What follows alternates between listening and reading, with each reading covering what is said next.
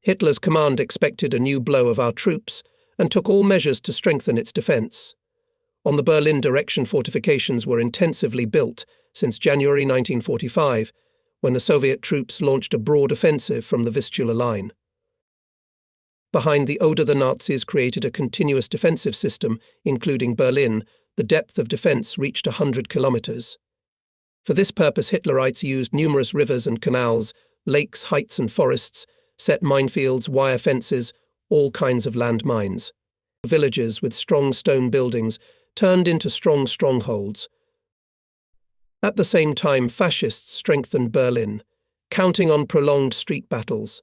Hitler's order on the defence of the city said it is necessary to prepare for street fighting. This fight must be conducted with fanaticism, with the use of deception and cunning on the ground, in the air and underground. In Berlin was being built 3 circular defence circles, outer, inner and central.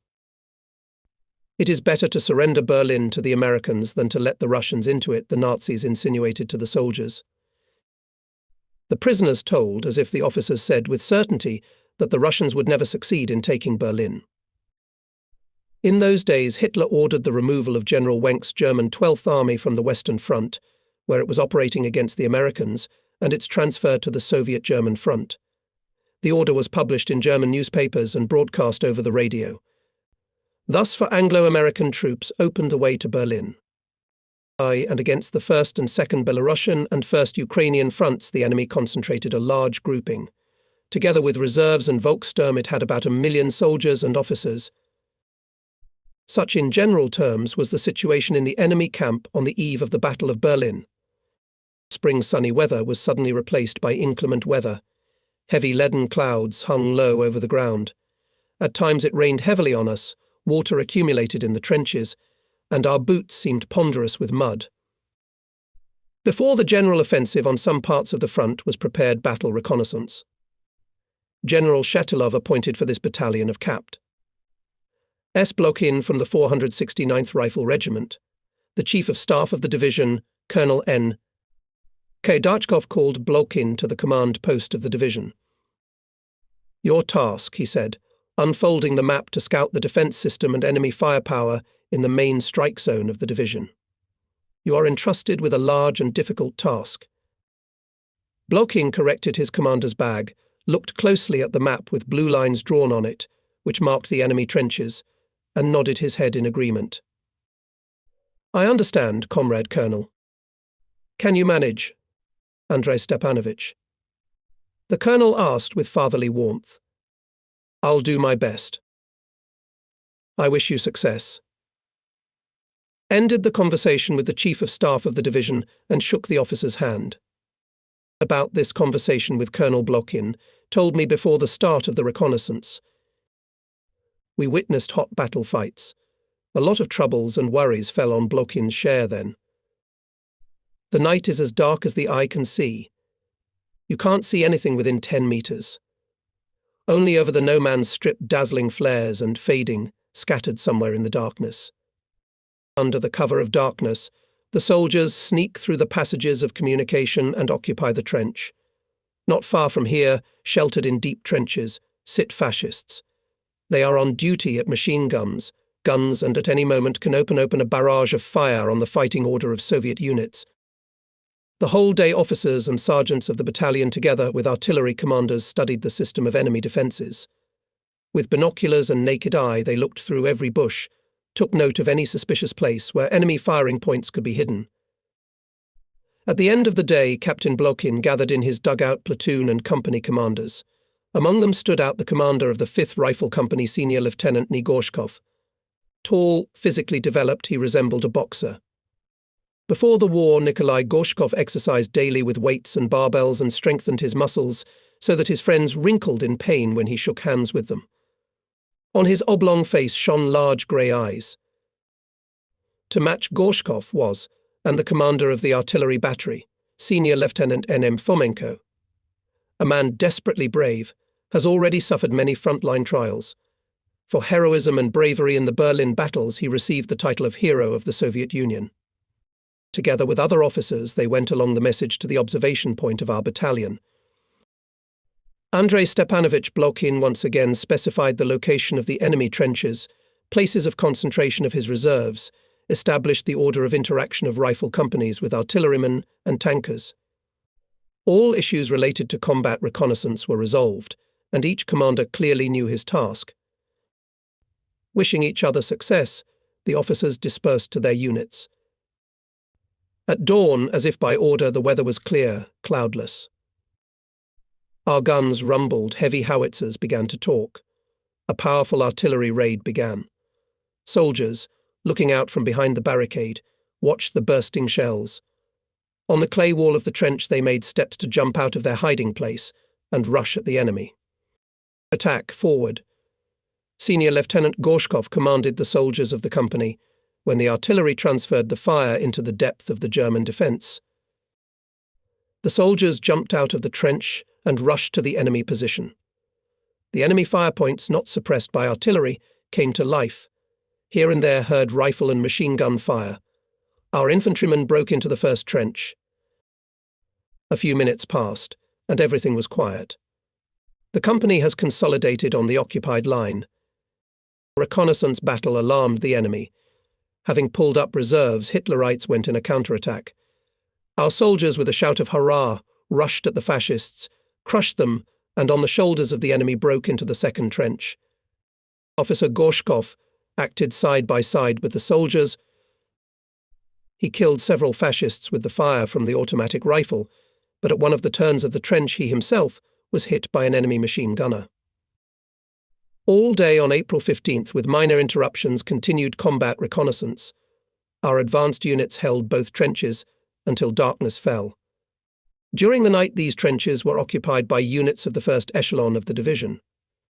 General Shatilov arrived at the place of combat operations.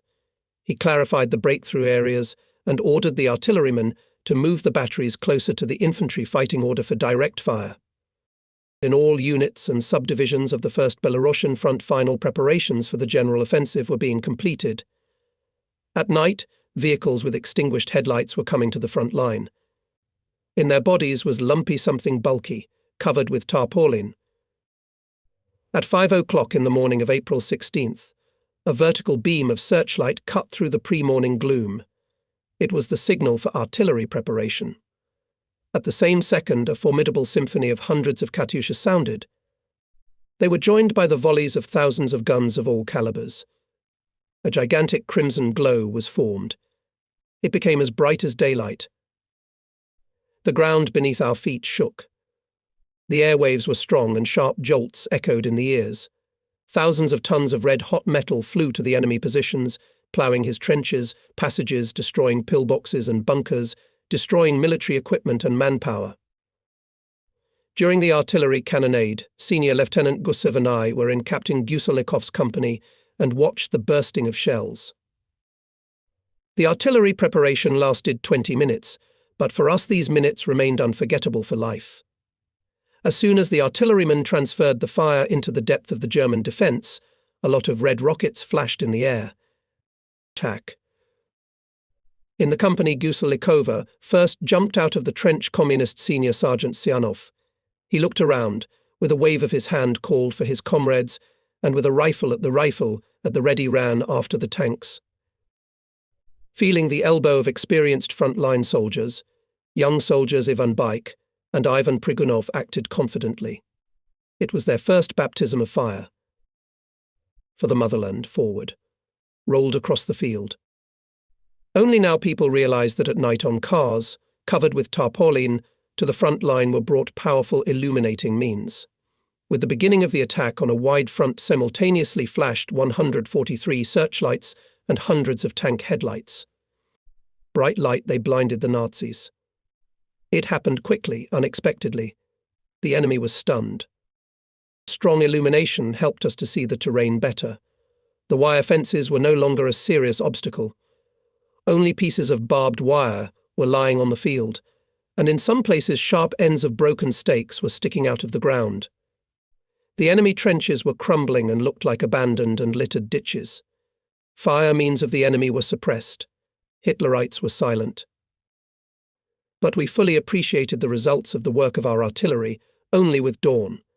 Here and there lay German guns, some of them remained undamaged, others were broken, and their barrels stuck into the ground. On the way there were countless craters. In the place of the former pillboxes, pathetic remnants of rebar and pieces of concrete stuck out of the ground. In the shelters, mangled and collapsed, there were dead horses and mutilated vehicles. On Hitlerites, who miraculously remained alive, it was terrible to look. Some of them went mad. Others, kneeling on their knees, prayed. The battalion advanced about 3 kilometers without encountering resistance, and when we came to the second position, a struggle ensued. The Nazis met us with organized fire. However, companies Guselnikov, Kuksin and Pankratov successfully occupied an unnamed height and, without delay, continued the offensive. I also snuck to the height and through binoculars followed the battle. The offensive was developing successfully. The unnamed height, bushes and a railroad embankment were left behind. We broke through the second position and entered the open countryside. Then from nowhere a squadron of German airplanes appeared over our fighting order. The battalion lay down, but Soviet fighters came up. An air battle ensued. One Nazi plane caught fire, began to run away, leaving a black plume of smoke. The hit machine, gradually reducing speed, began to lose altitude. One less bastard. Meanwhile, our units got up from the ground and moved forward even more rapidly.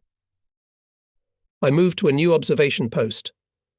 As always, Kuzma Gyusvi was already in charge there. He mapped changes in the situation, spoke on the phone with the chief of staff of the regiment. In a break from us acted Kuksin's company, which knocked out the Hitlerites from the farm, where a lonely 2-story house was visible. There I sent a contact bull. 3 years ago the occupants took him to Germany. Our troops freed the young man from captivity, and he volunteered for the Soviet army. The lad turned out to be an excellent fighter. Soon the contact returned. His slightly freckled face was excited. His voice became raspy from excitement. Captain Kuksin asked me to tell you that the farm near the grove was heavily fortified. In the windows of the brick house and in the cellars there were machine guns and guns, which with their fire prevented the advance. For 2 or 3 minutes I examined the farm with binoculars, and then I called the battery commander to me. Look at the brick house. There are machine guns and cannons beating from the windows. The artilleryman looks carefully.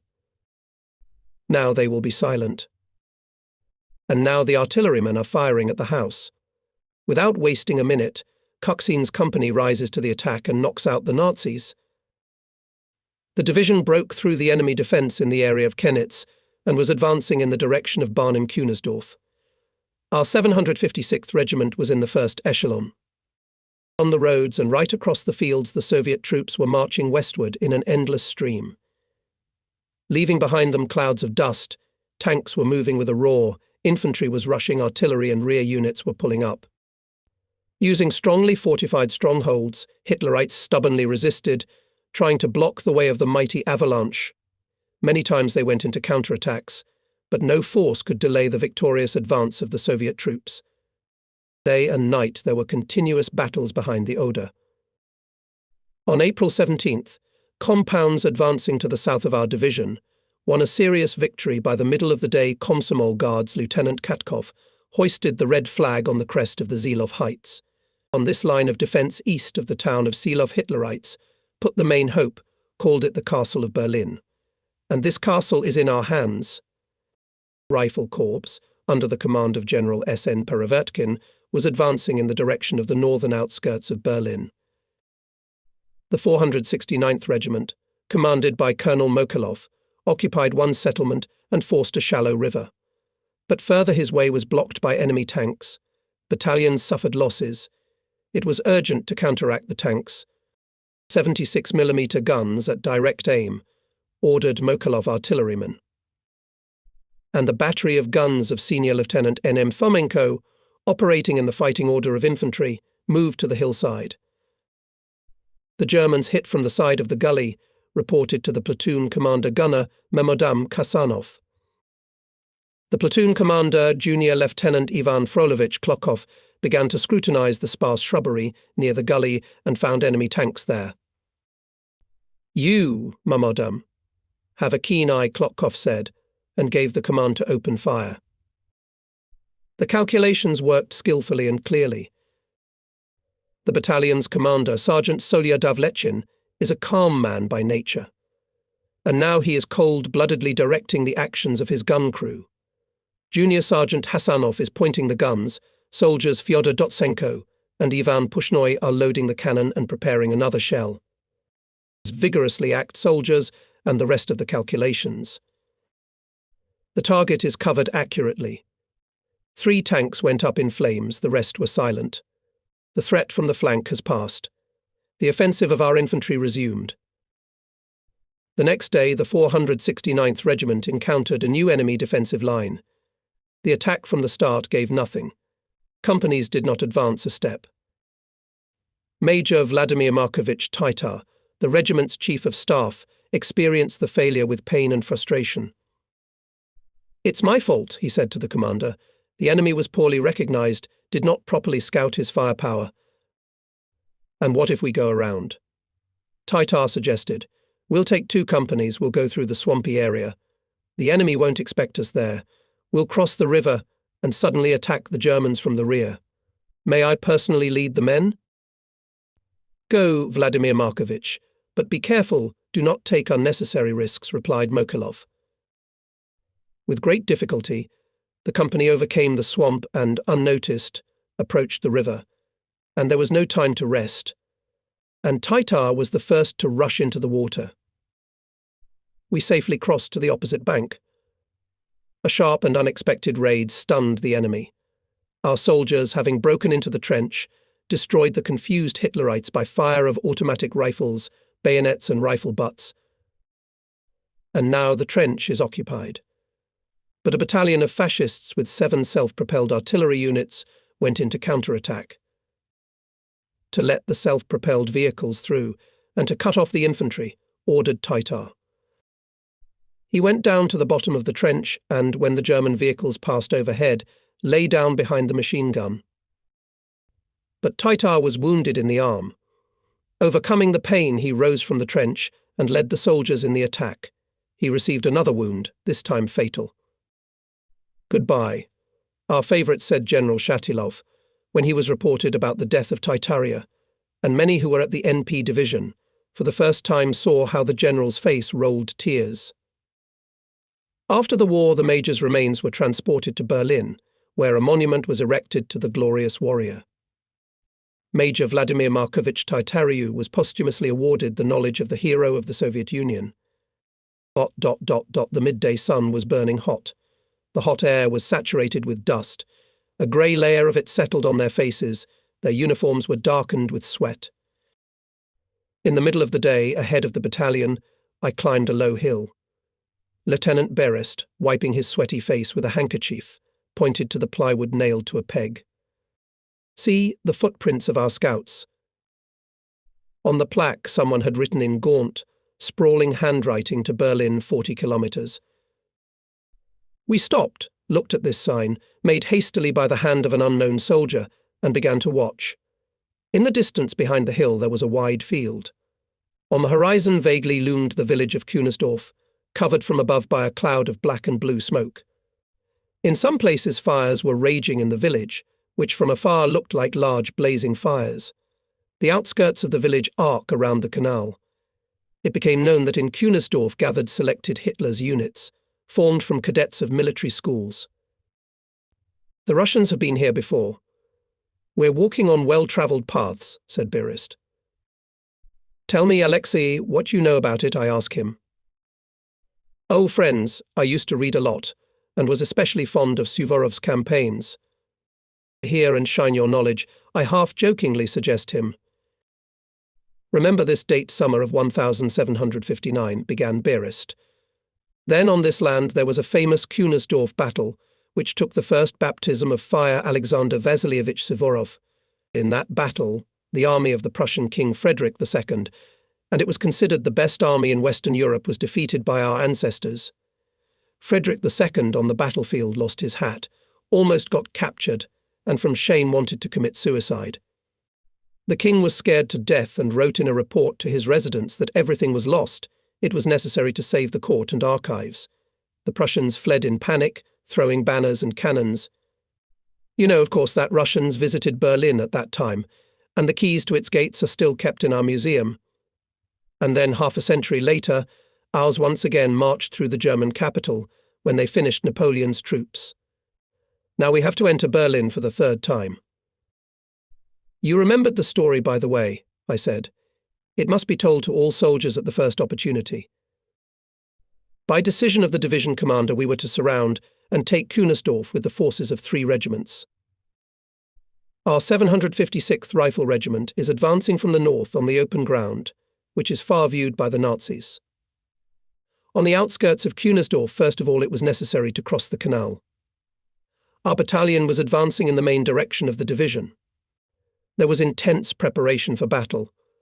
Pulled-up tanks, artillery, in companies petty officers gave the soldiers ammunition.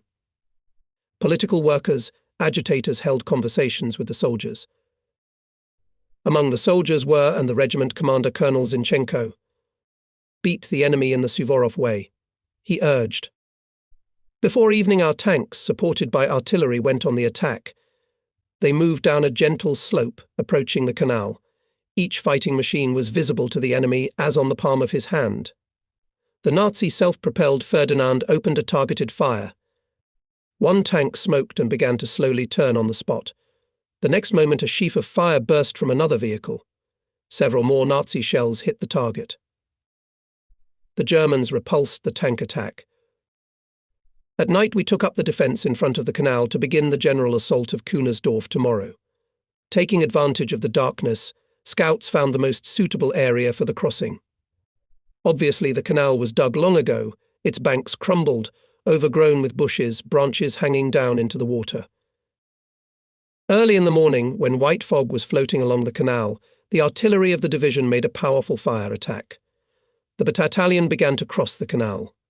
While the rifle companies were crossing to the other side, the sappers were setting up pontoons. The enemy desperately resisted.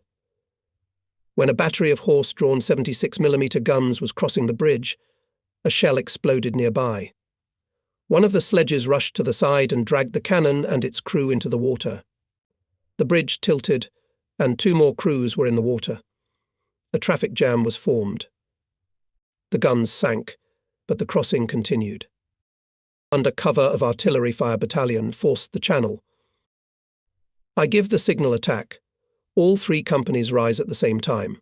Shooting on the move, with a shout of hurrah, run forward. Many fell. You can hear the groans of the wounded. Revived Hitlerite fire points are frantically firing. The attack again failed. The battalion lay down. Heavy battle unfolded not only in the area of our battalion. The division commander saw it and understood the complexity of the situation.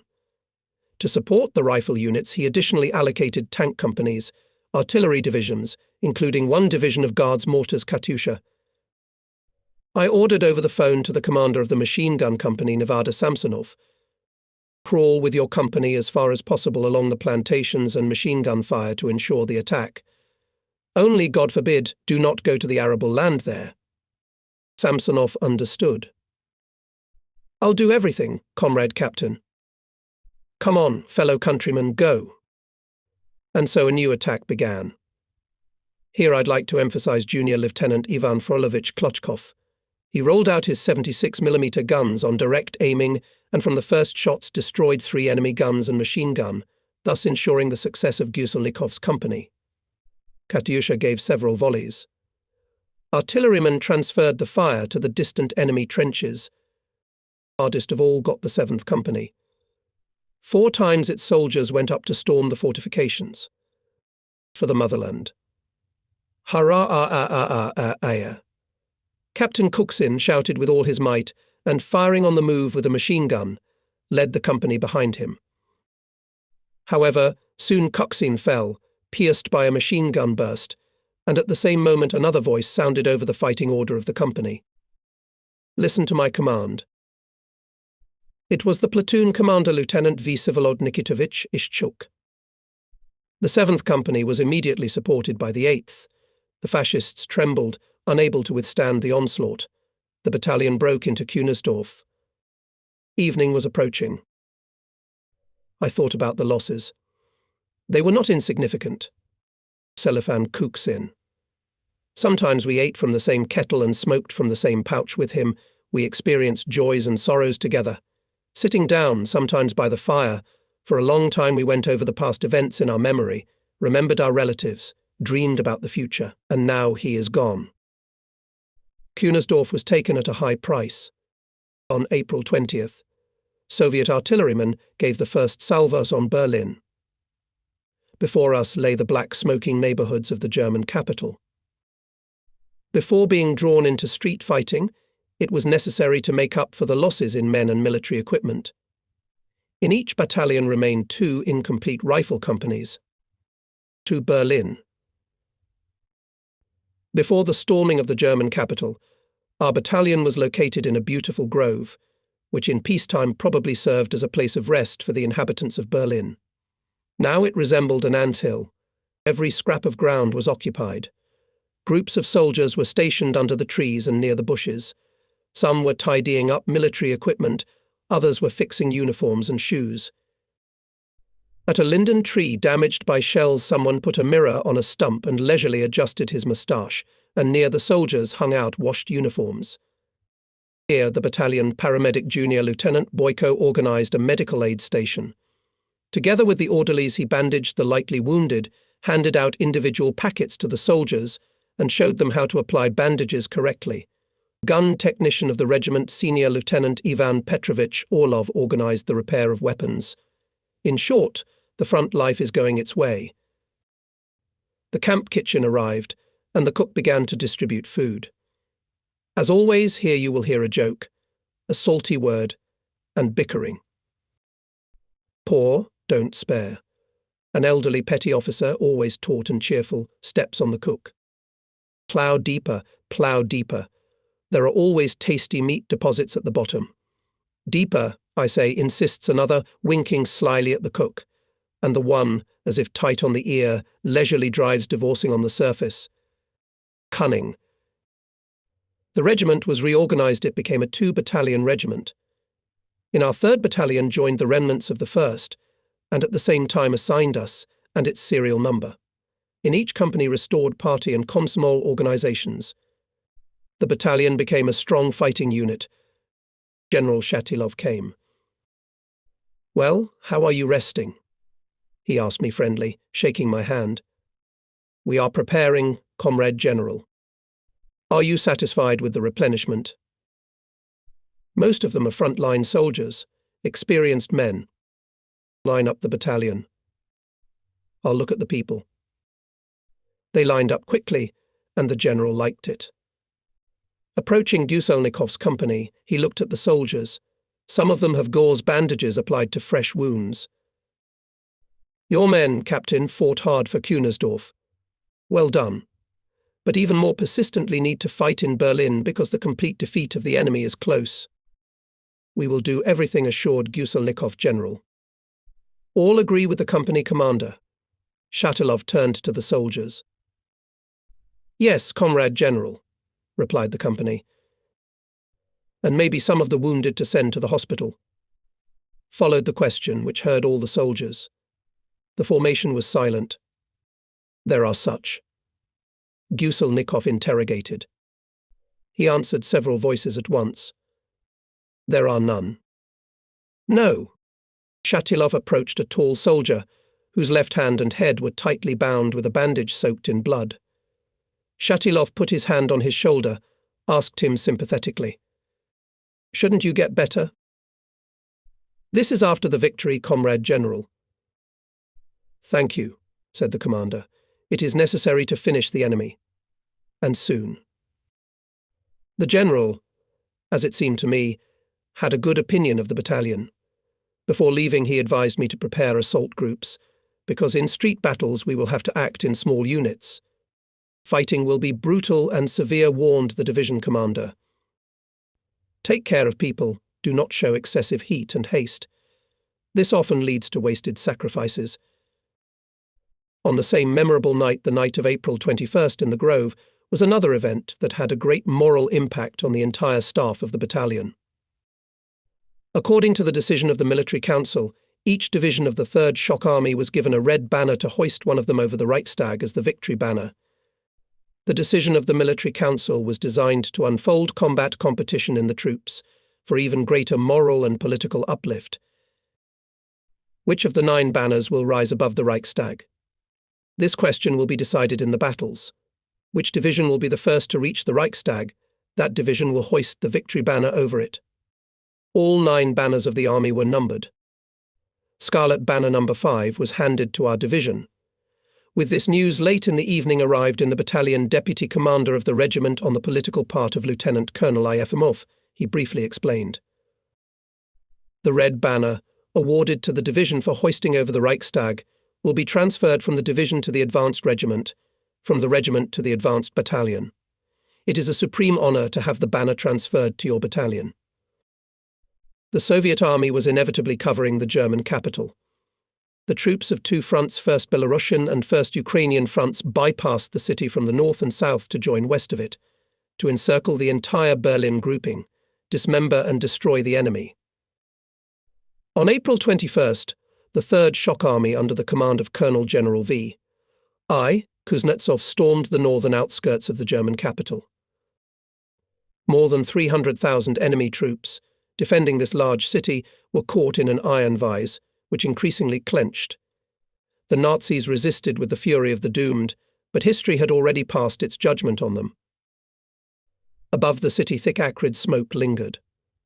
When airplane bombs and artillery shells hit, tall, gloomy buildings collapsed like houses of cards. A cloud of yellow-brown dust was spreading in the air. Our division was rushing to the center of the German capital in the direction of the districts of Karo, Blankenburg, Reinickendorf, Plötzensee, and further to the southeast in the Moabit district. The successful advance and the proximity of victory encouraged the soldiers. Their combat valor was boundless. The command post of the battalion was located in a dilapidated house. Window frames are broken, part of the ceiling collapsed, around broken bricks, rubble, bent ends of iron beams sticking out, furniture lying in disorder. I am looking through a hole in the wall, which was formed during the bombing. Next to me, the regiment's intelligence officer, Captain V.I. Kondrashov. At times we look at the map, rather shabby, scrawled with red and blue conventional signs. We are hampered by a corner house occupied by the enemy, worried Kondrashov. Fascists from there must be knocked out faster. Colonel Zinchenko demands not to delay the advance. We'll break through. I call Captain Guselikov. How are you? We need support. Not enough shells. I demand that people every step and act well thought out. That's right, but we can't just stand still. I understand. Hey, look ahead. Can you see the house? Yes. It's holding up the whole regiment. We must take the house. Do you hear, Captain? Understood, combat. Soldiers from Guselikov's company went on the attack. The company bypassed the house from the rear and broke into the 1st and 2nd floors. The fight is for the stairwells, corridors, and attic. The Germans beat back the 1st floor. Communication is interrupted. The company was cut off. Creates a dangerous situation. The Nazis on the 1st floor, ours on the 2nd. Staff Sergeant Gusev ordered a group of soldiers to guard the entrance from the 1st floor to the 2nd, and himself with soldiers Bogdanov, Prigonov and Rudnev through the window went down to the 1st. They pelted Hitlerites with grenades. 3 fascists killed, several wounded, the rest surrendered as prisoners. The prisoners had a miserable look, dirty, ragged, unshaven. Apparently, many days did not come out of hiding. Company Guselikov completely seized the house. Courageously fought in street battles Battery Lieutenant Sorokin. In the ruins through the breaches in the walls, artillerymen brought shells to the guns, manually rolled out guns for direct fire, and accurate shots suppressed enemy firing points. The battalion was approaching a large square, from which 5 streets diverged radially. On one of them the road was blocked by a booby-trapped barricade surrounded by barbed wire. I pointed at it from the window to the artilleryman Lieutenant Sorokin. See the barricade? Like in the palm of your hand. Let's fire at it. Blow it to smithereens. In a minute or two, shots rang out. The barricade was shrouded in smoke. Boards and stones flew into the air. Pankratov's company rushed to the attack and occupied the square. The battle for the next quarter began. Heroically fought our soldiers in the capture of Berlin, especially distinguished communicators. How many feats they accomplished, providing clear control of the units. We created command and observation posts in the most diverse places, in houses, basements, among the ruins, and every time it was necessary to quickly deploy means of communication. Is there a connection with Guselnikov, Pankratov, Samsonov? I often asked Sergeant Ermakov, commander of the telephone section. And almost always he answered, "The connection works, comrade captain." Bravely and selflessly acted also radio operators Nikolai Karpakov and Pavel Ferafontov. The further we moved towards the center of Berlin, the more we met enemy fortifications. Buildings, streets, alleys, everything that was of tactical importance, used by the enemy for defense. In the upper floors of houses were located snipers, machine gunners, observers, machine gunners. In the semi-basements and in the first floors were usually units armed with hand grenades and faux patrons. At street intersections, the Nazis buried heavy tanks. Battles were fought not only on the ground but also in the subway, in subway sewers and drainage channels. In front of our regiment, the front edge of the enemy defence, passed along the south bank of the Verbindungskanal, the harbour Westerfern, and along the railroad bed at the station Beuselstrasse. The canal was 45 metres wide and had concreted banks. The bridge over it was half destroyed and only 2 people could cross it at a time. Behind the bridge stretched an anti-tank ditch, in some places visible hollows, and all this was mined. On the night of April 26th, the 150th Infantry Division received a combat task to force Verbindungskanal and reach the Spree River in the northeastern part of Tiergarten Park.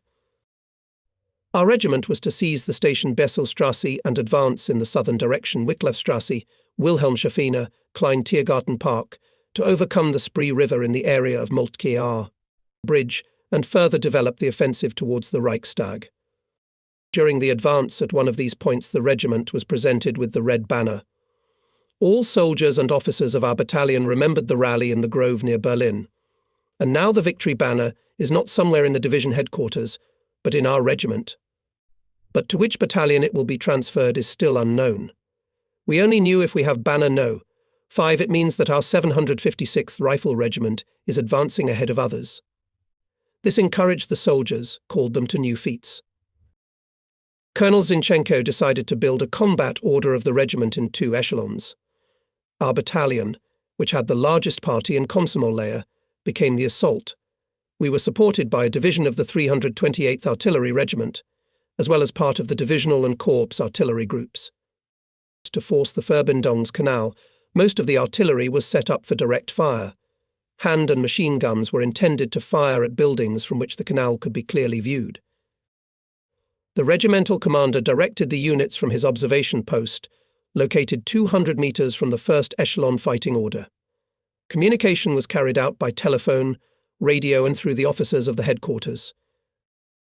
On the night of April 26th, sappers demined the bridge and on the enemy's bank blew up 6 piles. The sappers worked under crossfire of the enemy. Many died. Private Stankiewicz was wounded on the bridge. But the soldier did not leave the battlefield. Overcoming pain, he continued demining. A few minutes later, a bullet hit him in the chest, and Stankiewicz died a brave death. In the morning began a powerful artillery preparation. From the gunfire was a continuous rumble. Above our heads, tons of red-hot metal flew to the enemy positions, destroying pillboxes, houses and destroying the living force. But for a moment there was relative silence, and then the companies rushed forward. However, the first attempts to cross to the other bank did not bring us success. Hitlerites counterattacked. We had to lie down. Artillery came into action again. Artillery preparation continued for about 20 minutes. At that time, soldiers under the command of Captain Gorodov got over the canal and put a smoke screen. Under the cover of the curtain managed to capture the bridge, and by 23 hours the battalion, commanded by Captain Boev, seized the station Beuselstrasse and secured on the line Zickingenstrasse-Immenstrasse. More than 100 fascists were captured and 1,200 prisoners of war were released from the camp, among them Russians, Frenchmen, Englishmen, Dutchmen, Americans. Late in the evening, to the right of Wicklifstrasse crossed the canal and the 1st Battalion of the 469th Rifle Regiment. Companies occupied a bridgehead of half a kilometre along the front. The first artilleryman to cross the canal was Sergeant Novikov's calculation. The fascists suddenly opened heavy machine gun fire on him. All horses were killed, the rider was wounded, but the soldiers were not confused. They rolled the gun on their hands. Manually were ferried over a half-destroyed bridge, and the rest of the guns from the battery of Senior Lieutenant Fomenko. Having taken possession of the station Beuselstrasse, the 756th Rifle Regiment took the initial position for the attack on Moabit, the ancient densely populated and heavily fortified district of Berlin. Along the way, battles for Klein-Tiergarten Park, Moabit Prison, and Old Moabit Street awaited us. From here the way opened to the north bank of the Spree River, which covered the approaches to the Tiergarten Park with the main government offices and the Reichstag. All day April 27th, the battalion persistently advanced along Besselstrasse, came to the intersection of this street from the side of Wicklifstrasse, then turned to the east, then turned sharply south to approach the Klein-Tiergarten Park via Turmstrasse. The escort artillery and even 152mm howitzers followed in the battle order of the assault units. By 8 p.m. On April 27th, our regiment cut Stromstrasse, Old Moabit Street, and captured the eastern part of Klein-Tiergarten Park. At this point, by decision of Colonel Zinchenko, we suspended the advance in order to put the units in order and pull up the rear. The ring around the fascist grouping was getting tighter and tighter. By April 21st, the Nazi troops defending Berlin occupied a territory of 325 square kilometers and had a total length of the front on the ring of about 100 kilometers, and after a week of fighting, their situation became catastrophic. The enemy defence was a narrow strip stretching from east to west for 16 kilometers. Its width was from 2 to 5 kilometers. On the morning of April 28th, 756th Regiment resumed the offensive. After 3 hours, our battalion came to the prison Moabit. It was located on a small hill and was surrounded by a high brick wall. A huge iron gate stood out. In the courtyard, up to a dozen massive buildings towered above the brick wall. How many people, known to the whole world, languished in the gloomy walls of this stone fortress? Here, for many years in solitary confinement, was held the leader of the German people, Ernst Thälmann, whom the Nazis did not allow to live until the bright day of victory over Hitlerism. Julius Fuchik, one of the best sons of the Czech people, was taken from here to be executed. The outstanding poet of the Tatar people, hero of the Soviet Union Musa Jalil, was imprisoned and died here. However, we did not have to storm the prison. The regiment commander made another decision. He ordered our battalion to advance in the direction of the Spree River and instructed the 2nd Battalion to eliminate the enemy garrison defending the prison. We again went along Old Moabit Street, and by 7 p.m. the companies reached the Spree. Berlin was on fire. The sky was coloured yellow-brown. Above the rumbling city, covered with ashes of fires, hung a thick cloud of black smoke and dust. For a moment the fascists were confused. They in no way expected that the Soviet soldiers would appear so quickly at the Spree. Next to me, near the horseshoe-shaped building, settled down Kuzma Gusvev with a radio operator. "Deploy the radio station. I will report to the regiment commander the situation," I ordered the Chief of Staff. Communication with Colonel Zinchenko established quickly. "We are on the embankment of the Spree." "No way." "Check if it is not some channel." "Check again and report again," demanded the colonel. After a more thorough examination of the coastal streets and the river, I had to report again that the battalion had reached the Spree. Soon we were joined by the battalions of Captain Davidov and Major Logvinenko. On the left were the fighting order of parts of the 171st Infantry Division. There was no doubt. Our troops approached from the north to the central part of the Park Tiergarten, the central sector of the defence of Berlin. This was the result of the 12-day offensive. So, parts of the 79th Infantry Corps came to the Spree. The Corps commander received an order to force the river, to seize the Reichstag building and hoist the victory banner on it. Our battalion on its combat route more than once overcame water frontiers. But the crossing of the Spree was extremely difficult for us. Its steep banks, dressed in polished granite, rose above the water level up to 3 meters. The winding channel formed an arc here, one end of which adjoined the Reichstag, and over the other was thrown a bridge called Moltke. The other bridges were destroyed by the Nazis. On the right, on the opposite bank, a widespread park Tiergarten, occupying dozens of hectares. Along it stretched Charlottenburger Straße, and to the south, beyond Tiergartenstraße, ran the Landwehr Canal. Park, Tiergarten, Royal Square, all streets and squares adjacent to the Reichstag, the Nazis prepared for a long defence. Everywhere, wherever possible, they equipped trenches, passages and shelters. In the Park Tiergarten were placed anti-aircraft artillery and mortar batteries, which were continuously firing at our units. Anti-tank ditches, wire fences, minefields, all this made enemy defences difficult to overcome. In the building of the Ministry of the Interior, Himmler's house, was created multi-level system of rifle and machine gun fire. Artillerymen and Faustpatroniki were also planted there. The Nazi heavy gun division, located at Königsplatz, shelled the northern bank of the Spree and the far-stretching street Alt-Moabit. In the area of the Spree and the Reichstag, the Nazi command concentrated SS units. On the night of April 28th, they received reinforcements. A battalion of sailors, urgently delivered from Rostock, was dropped here by parachute. In the courtyard of the Imperial Chancellery, Hitler personally made a review of the troops intended for the defence of the Reichstag and ordered to fight to the last man. The Soviet troops were also preparing for the last battle. The Corps commander reinforced the rifle regiments with tanks and artillery. Battle order of the corps built in 2 echelons. In the first echelon on the right 150th, left 171st, and in the second echelon 207th Rifle Division. General Perevertkin moved his observation post closer to the Spree River. General Shatilov was at the observation post of our regiment in the building of the Ministry of Finance, and battalion commanders carried out the leadership of units directly in the fighting order of rifle companies. The battalion was to force the river, seize Himmler's house and further seize Königsplatz to take the initial position for the assault on the Reichstag. On April 28th, at 18 o'clock, the regimental commander gave me the order to start forcing the Spree. At that time I was in Guselnikov's company, and while waiting for this order I was puzzling over the question how to force the river, where to cross it.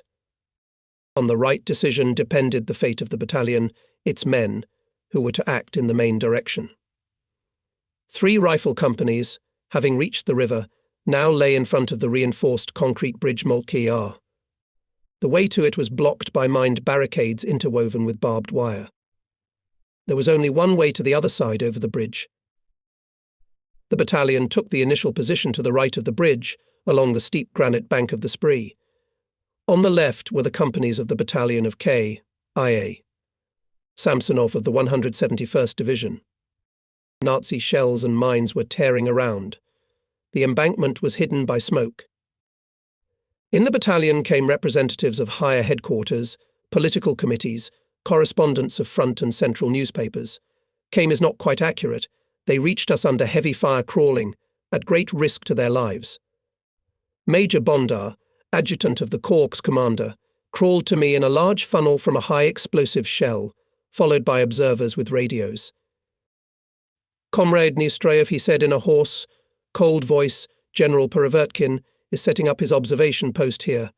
All units have been ordered to be in readiness to force the Spree. I don't think I had ever felt a greater responsibility than that which fell to my lot at that time in my whole life.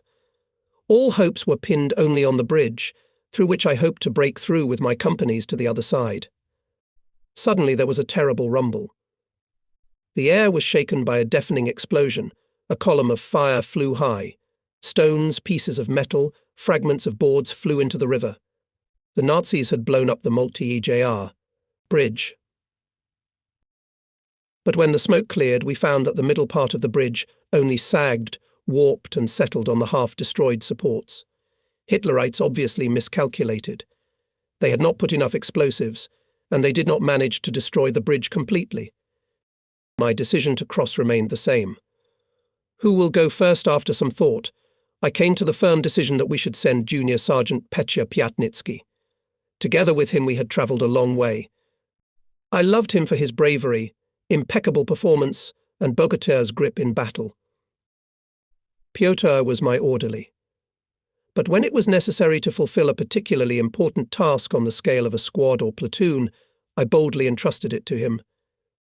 And here, about 10 minutes ago, wounded the reserve platoon commander Sergeant Tit Porfirievich Anikin, a joker and funny man, a favourite of the whole battalion. And I decided to temporarily appoint Pyatnitsky platoon commander. Calling him to me, I said, "You will have to, Petya, with a platoon of reserve first to overcome the spree on the bridge. Behind you, platoon by platoon, will go the whole battalion." From excitement on the junior sergeant's cheekbone face the jaundices were setting. I understood that at this moment he is not afraid of neither death nor injury, but is concerned about only one thing: whether he can fulfill what he was assigned. Pyatnitsky replied, "The task is clear." The advance to the barricade of our forward platoon was supported by the fire of artillery batteries. Not only artillerymen and mortars opened fire machine guns, automatic rifles, carbines began to talk. The fascists responded in the same way. On the granite embankment bullets were ringing out thinly. In the air with hissing flew shells. Many of them burst in our fighting order, showering people with shrapnel. We suffered casualties. A solid wall of fire blocked the road to the platoon Pyatnitsky. Soldiers lay down at the barricade at the entrance to the bridge. Holding our breath, we watched their actions. Stopped in front of the barricade, the platoon was in a dangerous position. It was necessary to take decisive measures. I reported the situation to the regimental commander and introduced into the battle platoon Junior Lieutenant Nikolai Lebedev. Colonel Zinchenko informed me that he would immediately support the battalion with increased artillery fire. The artillerymen suppressed most of the enemy's firepower in Tiergarten Park, significantly destroyed the fortified German buildings on the Kronprinzenufer and Schlieffenufer embankments. The enemy began to shell our positions less. It was the decisive moment for forcing the spree. Platoons of Junior Sergeant Pyatnitsky and Nikolai Lebedev rushed forward. Following the bursts of our artillery shells, soldiers in full height rushed to the bridge. For support, for the development of success, rushed forward Fighters Company Senior Lieutenant Pankratov. Meanwhile, Pyatnitsky moved to the other side of the river. Behind him, Lebedev. Having overcome the last barricade, the soldiers broke into the corner building and engaged in hand-to-hand combat in the corridors and numerous rooms. The 2nd Rifle Company of Lieutenant Mikhail Fedorovich Grankin crossed to the other side. Behind it, machine gunners, mortars, and the rest of the units of my battalion. Units of the 1st Battalion of the 380th Rifle Regiment of the 171st Rifle Division of Senior Lieutenant Konstantin Yakovlevich Samsonov also participated in the storming of this bridge, and the bridge was taken. The way across the river was opened. The spree with its granite banks was left behind. All night on April 29th, there was a fierce struggle for the expansion of the bridgehead. German artillery continuously shelled the bridge multi-ER, restored by our sappers. On it went tanks, artillery, ammunition was thrown up. Enemy shells, hitting the cast-iron beams, now and then burst over the water. Companies of Senior Lieutenant Pankratov and Lieutenant Grankin broke into the building of the Swiss embassy, from the windows and loopholes of which the fascists were machine gun and machine gun fire. The building was so damaged that it seemed about to collapse. Clearing the way with grenades, the infantrymen engaged in hand-to-hand combat in the gloomy corridors and rooms of the embassy. It was difficult to orient themselves in the dark labyrinths of the unfamiliar house. Around every corner, around every bend, The advancing soldiers were spotted by German machine gunners, but by morning the battalion had completely taken possession of the entire Swiss embassy. My trench coat was not up to my height. Long and wide it dangled and got in the way when running over. I should have changed it for a more comfortable one, but I did not do it in time and was punished. However, maybe it was it, the overly spacious cloak tent, that saved my life. At dawn, the battalion headquarters was moving to a new CP. We had to cross an open area. Petya Pyatnitsky, who again became my orderly, ran across successfully. From behind a pile of broken bricks, he waved at me, "Come on." I rushed towards him and suddenly fell down. It seemed to me that from behind someone pulled me by the floorboards. I hit my chest hard against the asphalt and could not breathe. I struggled to get up and, straining my strength, tore the cloak. It slipped off my shoulders. Only now I discovered that I had caught the tent coat on a bar sticking out of the brick wall over which I had jumped. I can't remember how I found myself behind the pile of bricks next to Petya. Somehow it seemed that I, helpless and weak, was lost in the rumble and fire of this huge alien city. Maybe I lost consciousness for a moment. I opened my mouth wide, breathing deeply and often. Petya put his hand on my forehead. "What's wrong with you, Comrade Combat? Wounded?" I looked at him, and his eyes seemed white to me. I thought it's interesting, Petya has white eyes, and I didn't know that he had such eyes. I hadn't noticed them before. Petya was fingering my body with his hand. "No, Petya, I'm not wounded." The resident's eyes became bright. A miracle. It's the first time I've seen a man's eyes change. From surprise I even lifted up, sat down next to him, hugged him by the shoulders. "It turned out great, Comrade Combat. You are lucky," he spoke animatedly. "How only you managed to fall. I see in front of you so, and smoked across the road a machine gun line. Sparks sprinkled. You lay down, and he, the bastard, kept firing from the machine gun. And when you made a rush to me, the kraut scratched again. And right on the trench coat. That's when he started talking about the Cape tent. Why did you throw the cloak? I took it from the platoon commander by force. I won't give it to him, he said. You're taking the 5th tent for the commander in a week. But I did take it, Petya finished proudly. I smiled, but did not confess that I had fallen not of my own free will. Petya didn't understand my smile. He took it as approval of his story. Behind the ruins, someone asked loudly, "Where's the captain?" I searched all the ruins. From behind the collapsed wall appeared Pankratov's liaison. He was ragged and sullen. "Pankratov is dying," said the contact. "He asked me to look for you. He wanted to say goodbye." Pankratov was lying in a semi-basement. It was damp there. It was hard to breathe. In many places there were gaping holes. They found a place for a wounded company commander. I pounced on the contact. "Bring him upstairs." Pankratov was carried out into the courtyard. He was unconscious. Immediately he was sent to the rear. The battalion's base station was behind a pile of bricks. Companies were preparing for a new attack. In front of us stood Himmler's house. To me ran up Senior Lieutenant Samsonov, former commander of our machine gun company, and now deputy commander too. He said that on the orders of Colonel Zinchenko will take the defence in the house of the Swiss embassy and will fire from the spot to support our battalion in the offensive on the Himmler's house. At 7 a.m. The divisional artillery group made a fire raid on Himmler's chancellery, the Kroll Opera House, and other buildings. Most effective was the fire of rocket launchers. When the rays of the rising sun illuminated the central quarters, we discerned directly in front of us, on the opposite side of the street, a large 6-story building, the Ministry of the Interior. Here was the centre of the brown web of German fascism. From here, from this black house, secret packages, encryptions and orders to the Gestapovs to shoot, hang, burn and kill millions of people were sent to many countries of Europe. The house was defended by a battalion of SS men. From attics, from windows and basements beat large-caliber machine guns. The Nazis fired from Faust patrons, intensifying the fires along the Spree embankment.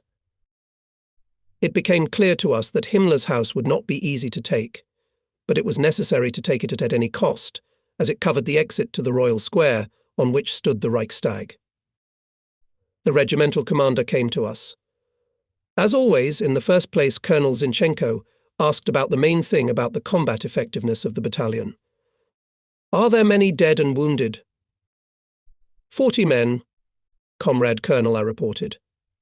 Wounded 2 company commanders, Captain Guselnikov and Senior Lieutenant Pankratov. Heavily wounded evacuated, and lightly wounded refused to go to the rear, remained in the ranks. Instead of Guselnikov, appointed Lieutenant Vsevolod Nikitovich Ishchuk, who under Kunersdorf replaced Captain Kuksin and temporarily commanded the company. Capable brave. I think he'll manage. For Pankratov, Junior Lieutenant Nikolai Alexeyevich Antonov. The colonel agreed with the appointment of Ishchuk and Antonov as company commanders. He listened to my report, took out of his pocket kitset, filled a pipe. "Be strong, Stepan. It won't be long now." Captain Davidov's battalion was the first to storm Himmler's house. The fascists opened heavy rifle and machine gun fire on it. From the windows and holes of the 6-story house whipped lead lines. Intense shooting was conducted from our side. Everything around was covered with smoke and grey-brown dust. The soldiers crossed the street in groups and took cover around the corner of a building. Lieutenant Koshkarbayev, a young and hot Bashkir with a swarthy, weathered face and hair as black as pitch, led his platoon in the attack. Koshkarbayev's men stormed the corridor. By 1 p.m. on April 29th, Captain Davidov's rifle companies had captured several rooms of the first floor. At the same time, our battalion took possession of the corner of the building on the Schlieffenhofer side. Lieutenant Grankin's company sneaked into the second floor, where a heavy hand-to-hand fight ensued. Grankin was wounded in the left arm, but continued to command. The lieutenant was wounded a second time, this time in the head, and he fell. Senior Sergeant Gukov, a squad commander, took command of the company. But soon he was killed. The company suffered heavy losses, and I had to disband it, as they say, on the move. At its expense replenished the company Antonov and Ishchuk. In the evening, to build on the success, we sent to us a battalion of Major Logvinenko. He began to advance on the southwestern part of the house. The brutal, exhausting battle for the building of the Ministry of Internal Affairs continued with increasing force. We suffered heavy losses, but steadily moved forward, capturing rooms, corridors, stairwells. Fires broke out in the building furniture, cabinets with papers, carpets were burning. Acrid smoke was spreading, which made eyes water. Only in the deep night the noise and rumbling on the first floors began to subside and move to the upper floors. The tension of the battle gradually weakened, the resistance of the enemy was broken. Our units took possession of Himmler's house. Before morning, the battalion concentrated in 3 large rooms, similar to casemates. Through a semi-basement window I look into the distance. The night sky is covered with smoke, below everything covered with the glow of the fire, and darkness is spreading on the ground itself. There are no buildings ahead. On the radio I hear Zinchenko's voice, "Where are you? Where are you?" Over. Over. Over. I report, not quite sure. I am at the end of the house. I myself think maybe it's not the end of the house. Maybe the building still goes somewhere deep inside. The colonel orders. Attack the Reichstag. Come out quickly to the Reichstag. I hang up the phone. Zinchenko's voice still sounds in my ears. Attack the Reichstag. Come out faster to the Reichstag. And where is it, the Reichstag? Hell knows where it is. It's dark and deserted ahead. I'm raising the battalion. I'm marching into the darkness, under the glow. On the right, very close, a machine gun rumbled. I don't know where it's firing. Someone groaned in the chain. The battalion lay down. I went back to the building, to my post. Not 5 minutes later, the regiment received a new request. Did you come out, or what, to the Reichstag? When will you come out? After all, Neustroyev, the Reichstag is close to you, quite close. We're leaning over the map with Gusey thinking. Himmler's house. We're on this corner. We should attack strictly to the southeast. Everything seems right, but why fire on the right? Finally, we got our bearings. I'm calling the regiment commander on the radio. Give fire to the right. Our mortars started talking, followed by the cannons. Flashes of bursts illuminated the terrain, but at a short distance. After the bursts, visibility became even worse. All around is black, as in the abyss. With anxiety, I thought about the fact that there is no elbow communication between the companies. In the darkness, it is easy to lose the right direction. In addition, the men were very tired. To attack in such an environment was very risky. I told the Chief of Staff, establish a telephone link with the companies. Wake me up in an hour. Immediately fell on the floor. I had not slept for 3 days. Woke me Gusev as agreed, exactly 1 hour later. I sat on the floor, looking at the Chief of Staff. He said something, but the meaning of the words I did not understand was still in the power of sleep. How is the connection with the companies? Are the losses heavy? These were my first questions. The losses are small. There is no sense to establish telephone communication with the companies. The companies are 50 meters away from us. Look for yourself, they're right outside the window. The light was shining through the cellar windows. Morning. Morning of April 30th, 1945. In front of my eyes was a huge field torn up, ploughed by shells. Somewhere there were mutilated trees. To better understand the situation, I had to go up to the second floor. The depth of the square, if you could call it a field, was 300 meters. The square was cut into 2 parts by a canal filled with water. Behind the canal, German defences, trenches, bunkers, anti-aircraft guns put on direct fire. Near the guns, swarming people. At the end of the square is a 3-story grey building with a dome and towers. At first sight unremarkable, it did not interest me. Behind it, about 200 meters away, I could see a huge multi-story building. It was burning and thick black smoke was billowing from it. Probably this is the Reichstag. But how to reach it? Ahead of the moat, trenches, guns and grey building. I went down to the basement and reported the situation to the regimental commander by radio. He listened calmly and briefly ordered, attack in the direction of the big house. I set a task for the companies to advance to the left of the grey building, bypass it, go to the burning house and entrench. The battalion prepared for the attack. The guns of Captain Vinokurov, Senior Lieutenant Chelamit Tikagapso, and the gun crew of Major Teslenko's division were placed in the breaches of Himmler's house at direct aiming. The batteries of Lieutenant Sorokin and Captain Wolfson took up firing positions in the fighting order of the rifle companies. Near the guns I met Senior Lieutenant Yuri Fedorovich Stepanov, with whom I had travelled all the way from Staraya Russa. He was wounded. We had to send him immediately to the medical centre. Finally, our artillery opened fire. The square behind the canal and the grey building was covered with smoke and dust. A series of red rockets, the signal of attack. Companies with a shout of hurrah rushed forward, but we had no time to run even 10 meters, as the enemy rained hundreds of heavy mines and shells on us. Our hurrah was drowned in the rumble. The attack faltered. Soon Colonel Zinchenko came to me at the NP. I reported to him that I could not get to the Reichstag in any way. The grey building from which we were firing and the very heavy fire from the right were in the way. Fyodor Matveyevich went to the window. The window was not so high from the floor, but Zinchenko rose on tiptoe. Someone had put a box under his feet. He held the map in his hands for a long time, looked at the window and again at the map. Zinchenko's eyes suddenly lit up with a smile. He was excited. "Nestroyev, come here. Look."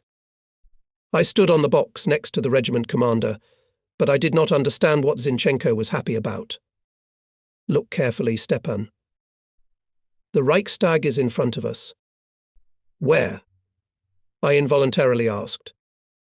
"Yes, in front of you. The grey building that's in your way is the Reichstag." "The grey building is the Reichstag." I stretched out uncertainly. Exactly, Comrade Combat. The grey building is the Reichstag. Fyodor Matveevich finished and jumped off the crate onto the floor. Gusev and I looked at each other in embarrassment. Colonel Zinchenko left for the regiment's CP to report the situation to the division commander, General Shatilov.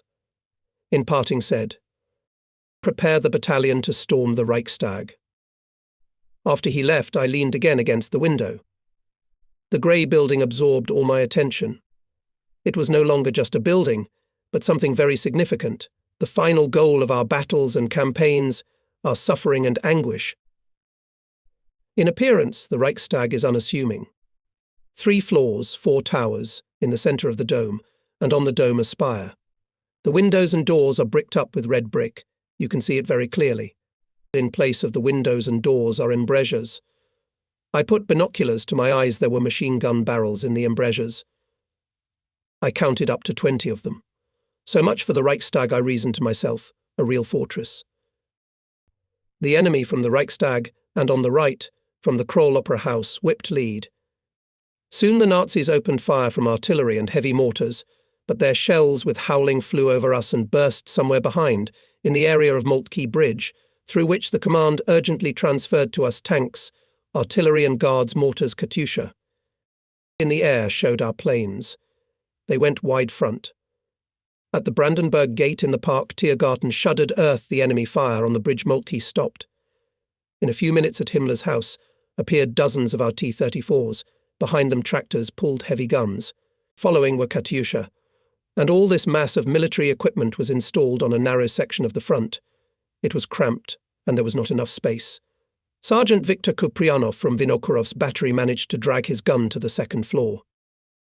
His idea was taken up by many people. Even 2 Katyushas were dragged up the wide staircases of Himmler's house to the second floor. The doorways turned out to be narrow. They were quickly widened, the inner walls were dismantled, and the formidable weapons were aimed at the Reichstag. From the regimental headquarters came Senior Sergeant Sianov. 2 days ago he was wounded, but the wound was light, and he was in the Sanbat of the division. I was glad to see Sianov come. Few veterans of the battalion had survived, and here's an old acquaintance. Hello, Elia Yakovlevich. Tell me, how did you come back to the battalion? He told me that this morning all the rear units of the division heard a rumour that Nistroev's battalion had almost taken the Reichstag. That's why Sianov was in a hurry. The doctors wouldn't let him go. So he simply ran away. He called the Assistant Chief of Staff of the regiment, Major Andrei Logvinov, and said that it is necessary to immediately send to the headquarters of some of the officers to get replenishment. Captain Yaronov and Deputy Lieutenant Berest were in companies and lay in the chain of gunners in the Royal Square. It was impossible to withdraw them. The Germans held the square under a multi-level machine gun fire. At the NP with me was Senior Lieutenant Gusev, but I needed him. I decided to send Sianov. He, although a senior sergeant, but could in a combat situation to replace the officer. An hour later, Sianov brought about 100 people. At this time, the battalion had 350 men. The replenishment seemed solid, especially since half of them consisted of frontline soldiers who had returned from the hospital after being wounded. The rest were mostly young men of about 18. With Sianov in the battalion came Captain Matveev, agitator of the political department of the division, and Captain Prilov, agitator of the regiment. From the replenishment formed the first company. Its commander I appointed Sianov. Platoons and squads were led by experienced soldiers. They were selected simply by appearance. You look elderly, a frontline soldier, not bad alignment, you say you will command the first platoon. And you the second, and you the third. Matveev and Prilov came at the right time. In the new company they explained to the soldiers the task, told about the battalion's combat path. The young men listened with open mouths. The agitators spoke very engagingly and intelligently. The Reichstag at that time attracted everyone's attention. In addition to the banner of the political department of the army, we also had red flags, which on the initiative of party leaders and Komsorg of companies made by the soldiers themselves. There were a lot of flags, 1 or even 2 for each squad. Everyone wanted to break into the Reichstag faster. Let me go ahead. I gave my word before the formation that I would get to Hitler's lair first, asked the machine gunner Private Yakimovich, who with a small group of soldiers was in my reserve. There was nothing ostentatious in the request of a former warrior. The same insisted Sergeant Ischanov, Soldier Priganov, Bull, Shuskin, Bogdanov, Solodovnikov. My fighting spirit of people inspired confidence that the attack will be completed successfully. The soldiers lived with one thought: to take the Reichstag. With me there was a group of communists with a banner from the Corps headquarters headed by Captain Makov. With him were Senior Sergeants Lysimenko, Minin, Zagitov. This group was tasked personally by the Corps Commander General Perevertkin to hoist the Corps flag over the Reichstag. The same group, led by Major Bondar, went to the battle order of the neighbouring 171st Infantry Division. All the cellars of the corner part of the Himmler's house were occupied by unfamiliar to me officers' artillerymen, tankers. They installed stereo tubes, established communication by telephone and walkie-talkies. The cellars were like an anthill. There was no one there. Correspondents, cameramen, some representatives from Moscow. My headquarters and command post with a telephone set and a walkie-talkie were pressed into a corner. To the smallest detail we practiced with the tankers of the 23rd Tank Brigade and artillerymen all the issues of interaction. This is the main organizational issue, on which depends on the outcome of the battle. Especially skillfully and heroically acted tankers from the battalion of Major I. L. Yartsev. They destroyed 12 enemy tanks and self-propelled vehicles by direct fire of T-34 tanks, which blocked the way to the Reichstag to our battalion. In the ranks of this glorious tank battalion fought my schoolmate and childhood friend Nikolai Stepanovich Mosin, who was awarded the Order of the Red Banner for storming the Reichstag. After the war S. Mosin returned to our hometown Berezovsky, where I met him in 1946. It was evening. Zinchenko on the phone ordered. In 15 minutes, the attack. I'm waiting for a report from the Reichstag. Tasks companies set? Asked me agitator political department of the division Matveev. Set. Gursev added. By the way, the task to take the Reichstag was set back in 1941, at the beginning of the war. Matveev replied without a smile. That's a great point. Even before the regiment commander's call, I called Captain Yaronov and Staff Sergeant Sanov.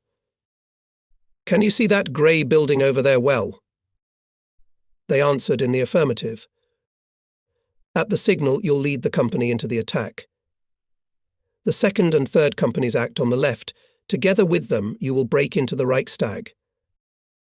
They listened silently and attentively. I see. Comrade Combat. Have a good journey. I hope to meet you in the Reichstag. Here, next to it, stood Captain Prilov. Friendly touching Senior Sergeant Sanov by the shoulder, he said. You, Sanov, have a great honour. I'll try to justify my trust. After all, I am a communist. For several minutes Sanov did not leave the window. He was marking and memorizing landmarks: on the left a transformer box, on the right a small house, in the centre a poster board. I once again and again analysed the battalion's combat capability. Companies and platoons were commanded by combat commanders who had experience of fighting in a large city. The 2nd company was commanded by Junior Lieutenant Nikolai Alexeyevich Antonov. Before that he had been a platoon commander with Captain Guselikov, who had a lot to learn from. In his abilities I had no doubt. The 3rd company was commanded by Lieutenant Vsevolod Nikitovich Ishchuk, who at Kunersdorf replaced the killed Captain Kuksin. True, the 1st company was just formed and caused me doubts, but I decided to help Sanov to send his deputy in the formation of Captain Vasily Ivanovich Yaronov. Machine Gun Company was headed by Senior Lieutenant Mikhail Dmitrievich Zarkov, a brave and impeccable commander. One platoon of his company was commanded by a joker and funny Lieutenant Gerasimov. The Mortar Company was commanded by Senior Lieutenant Arseny Ivanovich Shabakov. I knew him from that 1st Battalion at Schneidermall, when the battalion was commanded by Captain Kastukin, and I was the commander of the 3rd Battalion. Shachabakov was always at the observation post of that rifle company, which was particularly difficult. The PTR platoon was commanded by the fearless Lieutenant Nikita Nikiforovich Kozlov, a favorite of the entire battalion. Lieutenant Boris Ivanovich Osipov skillfully deployed his sanitary platoon, and I believe that he would give the wounded all his strength and skill. The Partorg of the battalion, Lieutenant N.N. Petrov, and the battalion commissar, Lieutenant Zhuravlev, showed themselves well in the Minsk-Mazovets operation. In short, the commanders of all degrees in the battalion were reliable. Companies managed to bring to the full staff. Colonel Zinchenko, by 18.00, replenished the battalion at the expense of the rear units of the regiment. Issues of interaction with tankers and artillerymen worked out. I personally, as a battalion commander, did not doubt the success of the assault. Fire. Fire. Fire. Fire on the Reichstag. I heard artillery officers' commands from all sides. One major shouted fire into the tube in such a way that large blue veins swelled on his neck. His voice was strong, commanding. Major as if passing judgment on the fascist lair. Soon the commands were drowned in the rumble. It was only visible as the commanders opened and closed their mouths. The raid was short but stunning, and here Company Sianova rushed to the Reichstag. She jumped over the canal, but there she had to immediately lie down. Before the attack, as I have already mentioned, on the initiative of communists and Komsomol members in the battalion prepared red flags of different sizes and shapes. Each squad had one or even two of them. And now dozens of red flags unfolded along the entire chain of the attacking battalion. Each soldier wanted it was his soldier's flag to be the first to appear in the Nazi Reichstag. It was mass heroism, and there was no force that could stop the Soviet soldiers on their way to victory. Petya Pyatnitsky on the run unfurled the scarlet cloth, and it ran unstoppably to the Reichstag. Around Pyatnitsky quickly grouped fighters. Here they are already 10, 20.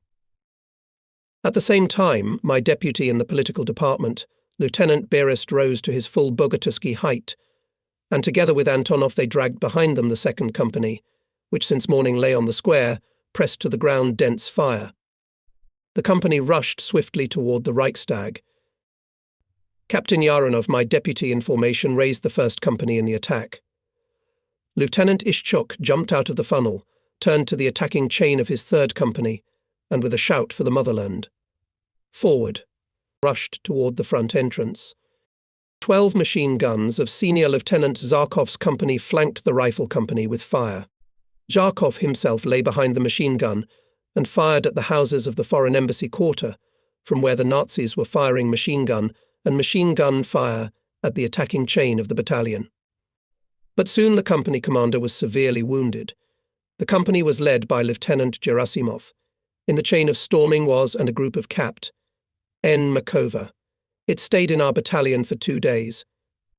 Vladimir Nikolaevich Makov, a tall, slender officer I liked at once. And now, when he led his group in the attack, his remarkable moral and combat qualities, bravery and determination, courage and selflessness, the beauty of a Russian bogatyr, were manifested. In this attack ahead went communists and Komsomol members. Many of them fell on the square, but the living unstoppably rushed forward. Chains were thinning. Petya Pyatnitsky was the first to break through to the Reichstag. In front of him, the granite staircase of the front entrance. Gasping from tension, Pyatnitsky immediately jumped up on the third step and immediately, hit by a machine gun burst, fell down. In his hand remained an unthrown grenade. How many times in the battle's death had passed Petya by? And here, at the front entrance to the Reichstag, on the threshold of victory, Peter Nikolaevich Pyatnitsky died. Scarlet blood stained the stone slabs of the stairs. The red flag was picked up by Sergeant Sherbina. It was the last attack of the battalion in the harsh 4-year war. The last one. The last attack. The enemy on the left almost did not fire. On the right, from the park, we could hear cheers, and from the windows of the Reichstag the Nazis poured lead on the attackers, but whoever managed to reach its walls was already out of the zone of enemy fire. At the front entrance of the Reichstag a series of green rockets soared. This was Yaronov's signal that the battalion had broken into the Reichstag. As soon as Yaronov gave the green rocket, I ordered Gusev, the the battalion's chief of staff, to immediately organize a new battalion observation post just inside the Reichstag. Gusev and the commander of the communications platoon, Petty Officer Kasyan Sergeyevich Sandul, ducking to the ground, ran to the Reichstag. At that time it was already evening, and I soon lost sight of them. Behind Gusev and Sandul, the commander of the linear communications department, Sergeant Ermakov, and his signalman pulled the telephone connection from Himmler's house to the Reichstag. I waited anxiously. On the right to the Reichstag ran the soldiers of battalions of our division of Captain Vasily Davidov and Major Yakov Logvinenko, on the left the battalion of Senior Lieutenant K. Samsonov from the 171st Rifle Division, but they have not yet been able to reach the Reichstag. They were counterattacked by the Nazis and repulsed the attack until 24 hours. Only in the second hour of the night of May 1st, when the victory banner was already hoisted, Samsonov entered the Reichstag with 2 companies.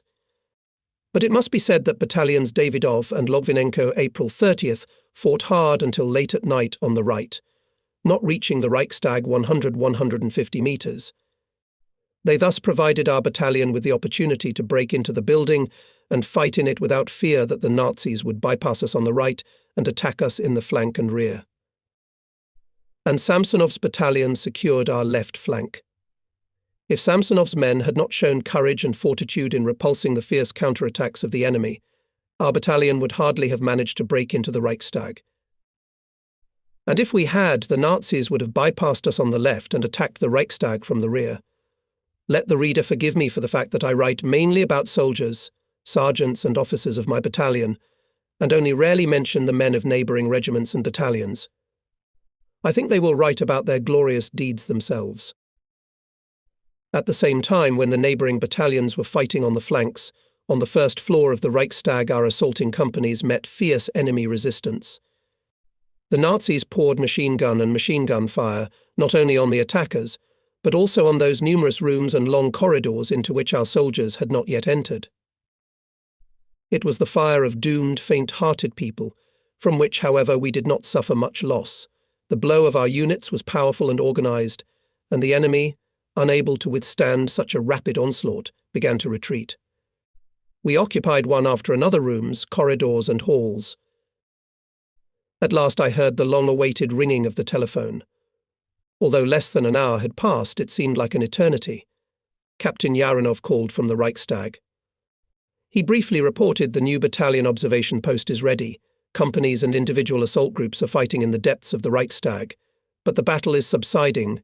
Only individual machine gun bursts, and sometimes grenade bursts can be heard. Battalion in the Reichstag. Moving. I reported to the regiment commander.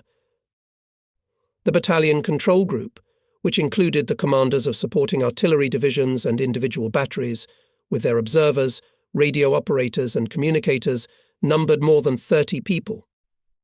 The group included my old friends, with whom I fought at Stara Russa, the commander of 76mm artillery battery Senior Lieutenant Ivan Petrovich Kucherin.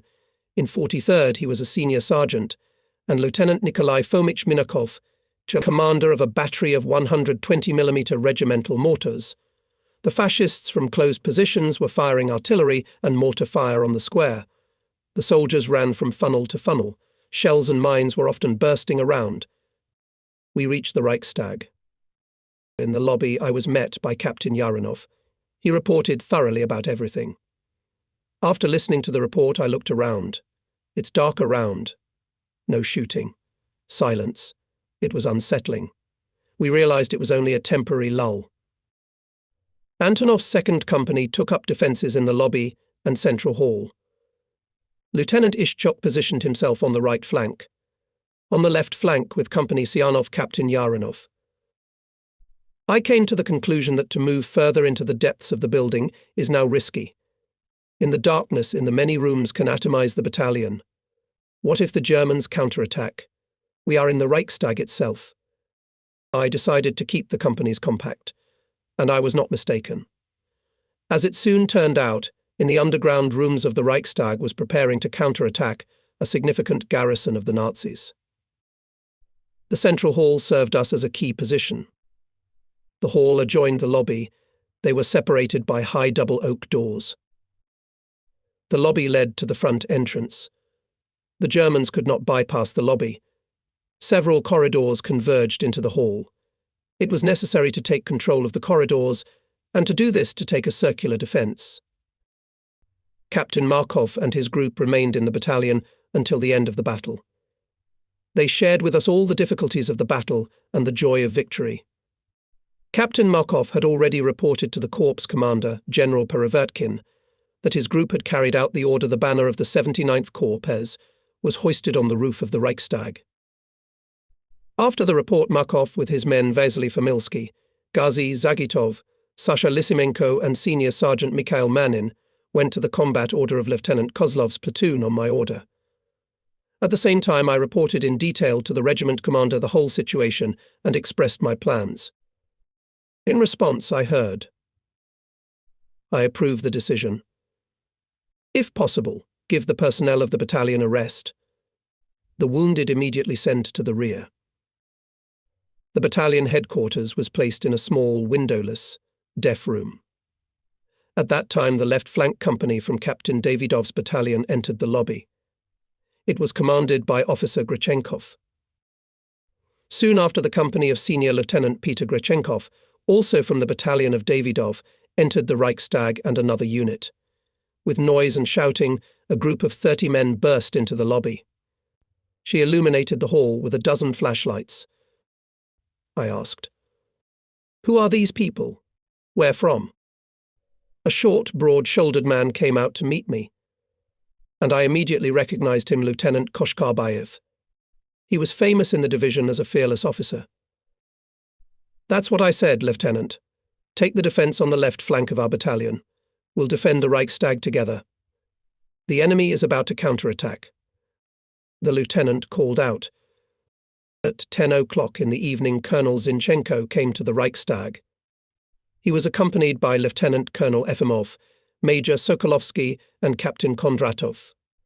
I rejoiced at their arrival. "Captain Nestroyev, report the situation." I thoroughly outlined the essence of the case, but the colonel was interested in the banner. I tried to explain to him that there are many banners. Flag Pyatnitsky set Peter Shabina on the column of the front entrance. The flag of the 2nd Company Yaronov ordered to display in the window overlooking the Royal Square. The flag of the 3rd Company. In short, I explained that the company, platoon and squad flags are set in the location of their positions. "Not that you say, Comrade Combat," sharply interrupted me Zinchenko. I ask, "Where is the banner of the Military Council of the Army No. 5? Banner of the Military Council of the Army was at the command post of the regiment in the Himmler's house. Zinchenko called to the phone chief of staff of the regiment, Major Kazakov, and ordered him, "Bring the banner immediately to the Reichstag." In 10 to 15 minutes, Major Kazakov called the Reichstag and reported to the regiment commander that he had sent the banner. It was carried by the regiment scouts Mikhail Igorov and Militon Kantaria. We waited. On the square there was a lot of machine gun and machine gun rattle. "They are carrying." Relieved, exhaled the colonel. Soon 2 of our scouts, Sergeant Igorov and Junior Sergeant Kantaria, ran into the lobby. They unfurled a scarlet cloth, the banner of the Military Council of the 3rd Shock Army No. 5. It was destined to become the banner of victory. Colonel Zinchenko was silent for a minute. Then he spoke quietly but solemnly. "The Supreme High Command of the Armed Forces of the Soviet Union, on behalf of the Communist Party, our socialist motherland, and the entire Soviet people, ordered us to hoist the victory banner over Berlin. This historic moment had arrived." I looked at the banner with excitement. So that's what it is. Now it will be carried upstairs, and it will be draped in the wind over the defeated Berlin. Then I turned my gaze to the scout soldiers. They were also excited. After all, it was to them, simple Soviet guys, soldiers of the valiant victorious army, the army of the country of Soviets, fell the high honor to hoist the victory banner. Who are they, these guys? Mikhail Igorov was born and grew up in Smolensk, China. In 1941, when the war broke into his native village, he went to the partisan detachment as a 17-year-old boy. In summer and winter, together with his comrades People's Avengers, he bravely fought the invaders. When the Soviet army liberated the Smolensk region, Michael became a soldier of one of the units. Militon Kantaria's biography is not complicated. He was born and grew up in sunny Abkhazia, at the front from the first days of the Great Patriotic War. He participated in the liberation of Soviet Latvia and Belarus, as a member of a reconnaissance platoon came to Berlin. Colonel Zinchenko turned to me again. Comrade Combat, ensure the hoisting of the victory banner over the Reichstag. I ordered Lieutenant Berest. You will go together with the scouts. It is necessary to choose a place higher and there to hoist the banner. I said these words, and I was overcome with pride for my motherland. Berest, Igorov and Kantaria headed for the stairs leading to the upper floors. They were cleared the way by the machine gunners of Sinov's company, and almost immediately they heard shooting and the rattle of grenades bursting from somewhere above. Half an hour passed. Berest and the scouts still did not return. We waited impatiently for them downstairs in the lobby. The shooting upstairs had subsided, but from the Brandenburg Gate and from Tiergarten Park the Nazis were firing machine guns and automatic weapons at the roof of the Reichstag. The minutes stretched slowly. But here at last. On the stairs heard footsteps, steady, calm and heavy. Only Berest could walk like that. Alexei Prokopievich reported. The victory banner was placed on the bronze equestrian sculpture on the pediment of the main entrance. They tied it with straps. It won't come off.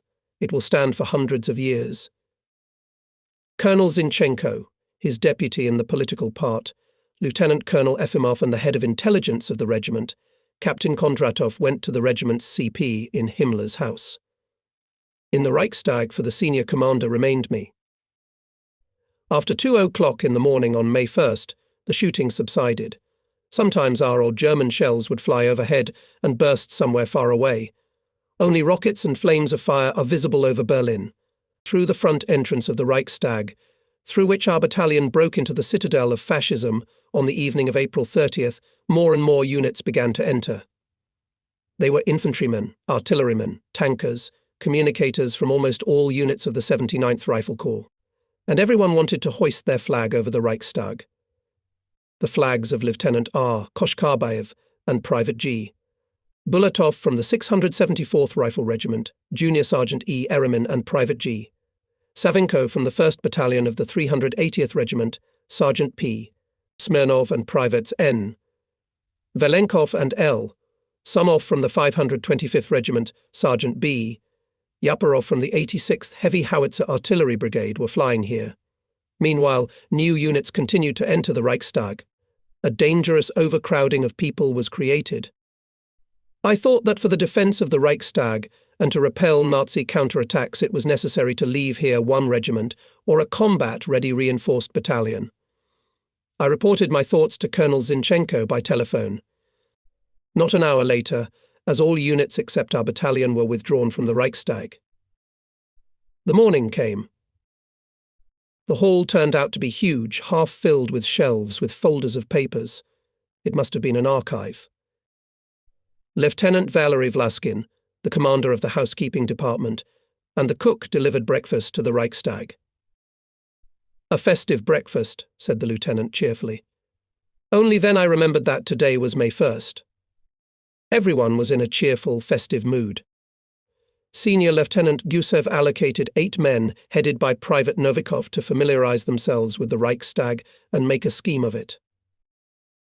The scouts went around the whole building, prepared the scheme, wanted to return to the battalion headquarters when they found a door in the wall of the first floor. Opening it, they saw a wide marble staircase with a massive cast-iron railing. Cautiously they began to go down. Novikov was the first to go. He was lighting the way with a pocket flashlight. There was dead silence all around, and the clatter of soldiers' boots echoed in it. After passing several flights of stairs and penetrating deep into the dungeon, the soldiers found themselves in a large hall with a reinforced concrete floor and the same walls. No sooner had they gone 10 steps as sounded the explosion of a Faustratron and a machine gun burst. 5 scouts were killed. 3 managed to hide behind the corner of the stairwell. Novikov miraculously survived. With 2 soldiers barely catching his breath, he ran to the battalion headquarters and told about what had happened. And what is it, the underground? What are the forces of the Nazis there? I was concerned. It was necessary to immediately collect data on the enemy. In one of the rooms of the Reichstag since the evening were captured Hitlerites. We could not send them to the rear, because we did not have time and extra people to accompany them. An Oberleutnant was brought to me. The Hitlerite reported that the underground is large and complex, with all sorts of labyrinths, tunnels and passages, and in it the main forces of the garrison, more than 1,000 people, headed by Lieutenant General of Infantry Commandant of the Reichstag, are placed. In the warehouses are large stocks of food, ammunition and water. If we believe the testimony of the Oberleutnant, the enemy had a serious numerical superiority. Our forces were several times smaller. While I was talking with officers Matveev and Prilov, Kuzma Gusev, leaning over the table, fell asleep. Fatigue was wearing me down, but I braced myself. I walked around the room, clenched my teeth to the point of pain, and thought over the possible variants of the enemy's actions. I assumed different things. But one thing was absolutely clear: do not get into the basement yet, keep the defense upstairs, in the hall, control all the corridors and block the dungeon. I gave orders. Behind the Reichstag, shells and mines began to burst more often.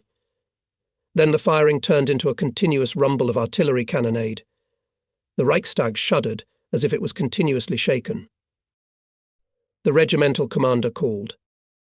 He, after the hoisting of the victory banner, went to Himmler's house and was still at the CP, and now congratulated on the holiday of May Day.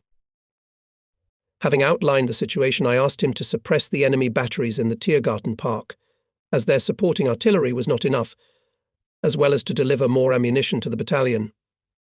Informed him also that all necessary measures had been taken to repel probable counterattacks. The enemy artillery fire continued. Soon the Nazis went into a counterattack on the units of the 674th and 380th Rifle Regiments, defending on the outside of the building. Battalions of V, I, Davidov Y, I, Logvinenko and K.Y. Samsonov were concentrated there. Suddenly, somewhere in the depths of the building, heard an explosion, followed by a second, third. Counterattack. To battle. Fire, came the command. Our machine guns and automatic rifles rang out. The Reichstag was filled with the crackle of long and short bursts. Gusev rushed to the telephone to report to the regimental headquarters about the counterattack, but the connection was broken. Restore at any cost. I shouted and ran into the hall to the companies. In the corridor, behind the central hall, I saw Petty Officer Mikhail Ivanovich Dronin lying on the floor. He was badly wounded and bleeding. I took out a bandage bag from his breast pocket and bandaged him. At that time, my new orderly Stepan Ermakov ran up to us instead of the killed Pyatnitsky, and I ordered him to immediately take Dronin to the medical station. Only after 30 years I found out that he was alive, but after the wounding he became a second-group invalid. Health left in the Reichstag. In the room, the bursts of Faust patrons were heard more and more often. But as soon as the Nazis showed themselves in the corridors, the soldiers opened fire, and those leaving the dead retreated to the cellars. Behind the walls of the building, the cannonade was not silent. The battle was going on. There, at the cost of heavy losses, the Nazis managed to squeeze our neighbour and take possession of the Kroll Opera House. This building was to our right in the rear. Thus the lines of communication with the regimental headquarters were interrupted. We were blocked, but at that time we did not know that within 24 hours no one would be able to get through to us in the Reichstag. Our radio was out of order. The telephone was also inoperative. Gusev sent 3 communicators to the line. None of them returned. It was impossible to use the radio of artillery division commanders who were in the Reichstag. They were fighting in the right wing, cut off from the battalion headquarters by the flames of the fire. I learned this after the battle. Their observation posts were attacked by the Nazis. The artillerymen took the fight. They acted as a rifle unit. It came to hand-to-hand combat. By 12 o'clock, Hitlerites again went on a breakthrough. They sought to escape from the dungeon at any cost. In 3 or 4 places they managed to squeeze us, and in this gap on the first floor soldiers and officers of the enemy rushed. Fires broke out in different places from the bursts of Faust patrons, which quickly merged into a continuous curtain of fire. The wooden panelling covered with oil paint, luxurious Saffiano armchairs and sofas, carpets and chairs were burning. There was a fire in the hall, where there were dozens of shelves with archives. The fire, like a tornado, picked up and devoured everything in its path. Already in half an hour the fire raged almost on the entire first floor. Smoke, smoke, smoke, smoke. It rippled in the air in black waves, enveloped the halls, corridors, rooms in an impenetrable shroud.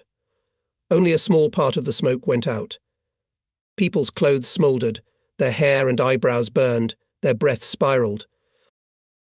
The Nazi garrison of the Reichstag were selected thugs, professional killers, war criminals. They, as they say, had nothing to lose. They went straight ahead, determined to restore the situation at any cost to knock us out of the Reichstag. We held back their pressure and made desperate attempts to put out the fire.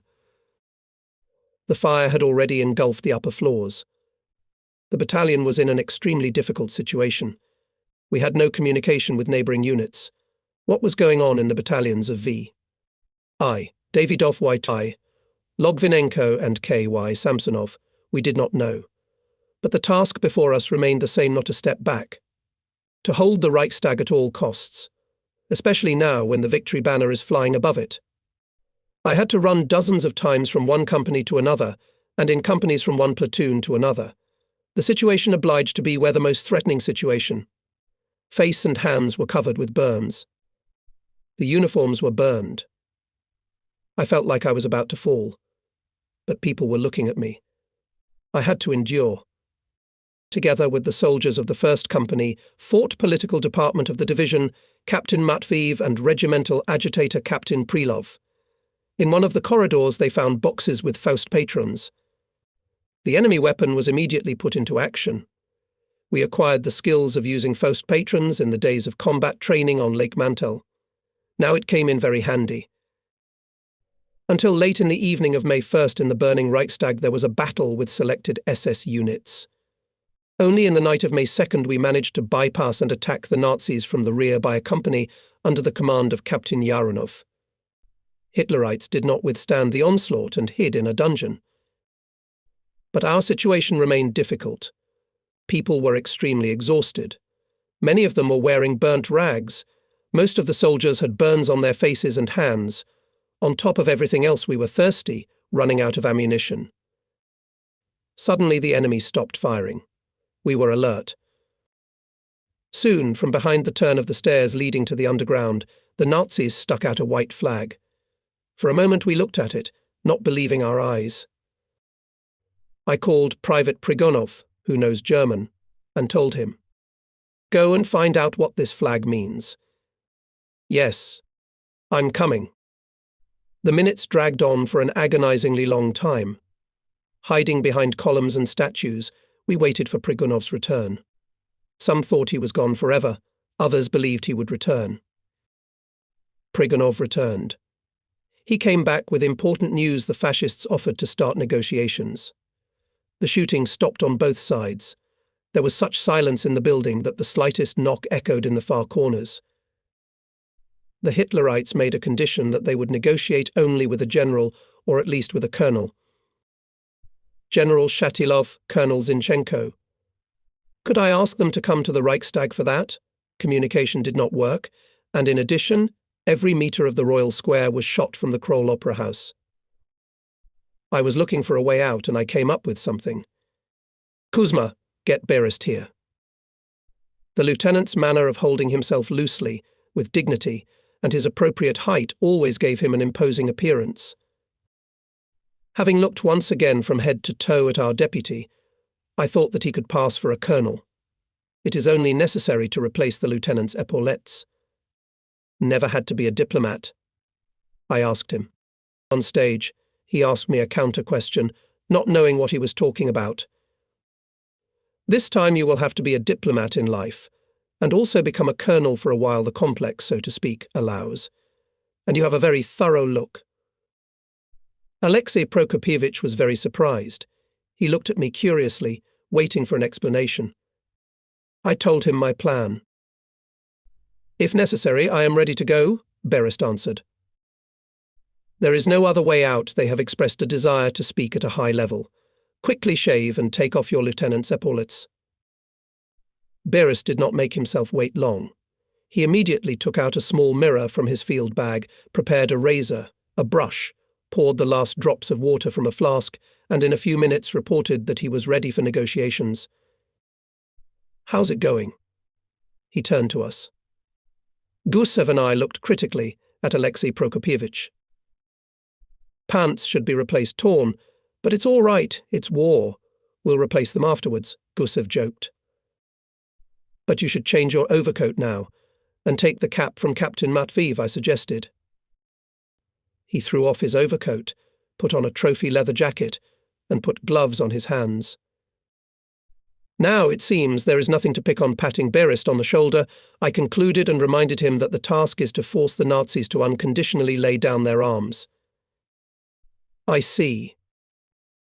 While we were clarifying the last details, Kuzma Gusev came to the machine gun, located at the stairwell, and passed my instructions to Lieutenant Gerasimov at the appearance of Berest to report to him, as a colonel, and very loudly to hear the fascists in the dungeon. Our delegation for negotiations consisted of 3 people: Berest as a colonel, I his adjutant and Prigonov interpreter. During the battle I wore a trolley over my tunic. It was badly burned, wisps of absorbent cotton were sticking out of the holes, but the tunic was preserved underneath. It was almost new, with gold captain's epaulettes, on the chest 5 orders. In appearance, I was the most suitable for the role of adjutant. It would be possible to put my tunic on another man and send him with Berest, but it was against my conscience. I considered myself obliged to share all the dangers, and with Lieutenant Beresta, and with all the other men of the battalion. As soon as we approached the landing, Lieutenant Gerasimov stood up a little and reported at the top of his voice, as he had been ordered to do. "Comrade Colonel," the machine gun company in full strength at the firing position. At that time there was no firing on either side, so Gerasimov's voice echoed through the building. The report sounded natural, and of course the fascists heard it. "Keep your eyes open," the colonel ordered Lieutenant Gerasimov. When we entered the landing, an enemy officer came out to meet us. Putting his hand to his headdress, he briefly but politely indicated where we should go. Without uttering a word, we went downstairs and entered a dimly lighted room, which looked like a casemate. There were already 2 officers and an interpreter representatives of the command of the Nazi garrison of the Reichstag.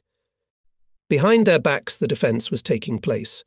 The muzzles of a dozen machine guns and hundreds of automatic rifles were directed at us. A frost ran down my back. The Germans looked at us with hostility. Dead silence settled in the room. Lieutenant Berest took a few steps forward and, breaking the silence, resolutely declared, "All exits from the dungeon are blocked. You are surrounded.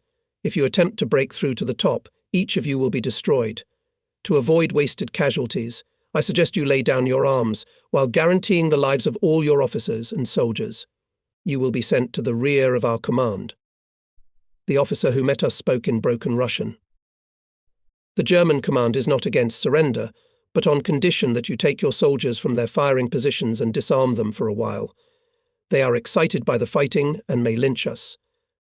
We will go upstairs, check whether the condition is fulfilled, and only then the Reichstag garrison will come out to surrender." We could not agree to such conditions. The Nazis in the dungeon about 1,000, and we are less than 300, exhausted fighters and commanders. Our colonel categorically rejected the fascists' proposal. He continued to insist on his own. "Gentlemen, you have no other choice. If you don't lay down your arms, every last one of you will be destroyed. If you surrender, we guarantee your life." There was silence again. The first to break it was a Hitler. "I'll report your demands to the commandant. We'll give you an answer in 20 minutes. If at that time you do not hang out the white flag, we will start the assault," said Berest. And we left the dungeon. It's easy to say now left the dungeon. But back then, machine guns were staring at our backs. If you hear a knock, even a rustle behind you, it seems that a line is about to sound. The whole world knows that during the war, the Soviet command, driven by a sense of humanity, sent its parliamentarians to the fascists for negotiations. But they did not always return. Many of our parliamentarians were killed. The road out of the dungeon seemed very long, and it had to be travelled with smooth, calm steps. We understood by our behaviour the fascists would judge about those who blocked them. We should pay tribute to Alexei Prokopievich Berest. He walked leisurely, with his head held high. Vanya Prigonov and I accompanied our colonel. Negotiations ended at 4 a.m. Berest, who performed the role, I and Prigonov safely returned to their own. Passed 20 minutes, an hour and a half. The white flag was not hung. It became clear that the Nazis were dragging out the time and still hoped for something. But time worked for those who stormed the Reichstag. To the centre of Berlin continuously pulled up Soviet troops, suppressing the resistance of the last groups of the enemy. The German command was forced to withdraw its artillery from the Tiergarten Park and transfer it to another area. The surviving Nazi batteries left their positions. The shelling of the territory adjacent to the Reichstag almost ceased. The neighbouring units again knocked the Germans out of the Kroll Opera. The communication from the Reichstag to our rear was restored. At that moment, with noise and joyful shouts, a company of the 2nd Battalion sent by the regiment commander rushed to us. It was led by my fellow countryman Nikolai Samsonov and Lieutenant Grybov. We received ammunition, hot food and water. Meanwhile, Hitlerites still gave no answer to our offer, and it was not felt that they were preparing to surrender as prisoners. At 6 o'clock in the morning of May 2nd, we began preparations for the storming of the underground. There was general excitement in the companies. Someone said, "What if Hitler himself is in the dungeon?" "Hitler? Now we'll go and see," joked in response. We realized that the last hours of the war were coming. Everyone wanted to live to see victory, but everyone knew that the battle was ahead. At the last moment, when I was about to give the command forward, the Nazis threw out a white flag. In the gloomy labyrinths of the huge building, an unusual silence reigned at once. In the central corridor appeared already familiar to us German officer. He asked to summon the colonel. Lieutenant Berest began to fulfill his role for the second time. Their negotiations did not last long. Hitler informed Berest of the decision of his general, the commandant of the Reichstag, to surrender the entire garrison. At the 7th hour of the morning, groups of captured soldiers and officers stretched from the cellars. Their procession was opened by 2 generals. Pale, with sullen faces, they walked slowly with their heads down. Restraining anger, our soldiers looked at the prisoners, with whom they had recently fought not for life, but for death. The fascists came and went in an endless stream. By 7 o'clock in the morning of May 2nd, the remnants of the garrison completely capitulated, and the struggle in the Reichstag stopped. By this time the fire began to subside. Thus ended our last battle in the Great Patriotic War. The last. The 150th Division did not take part in battles anymore. The war was over for us. And in the afternoon of May 2nd, there was another very important event for me. The communists of my battalion in the building of the Reichstag accepted me into the party. Yes, in one of the rooms of the German parliament, where the fascists were planning to become the rulers of the world, a simple guy from the Urals was accepted into the Bolshevik party. Had Hitler even dreamed of such a thing?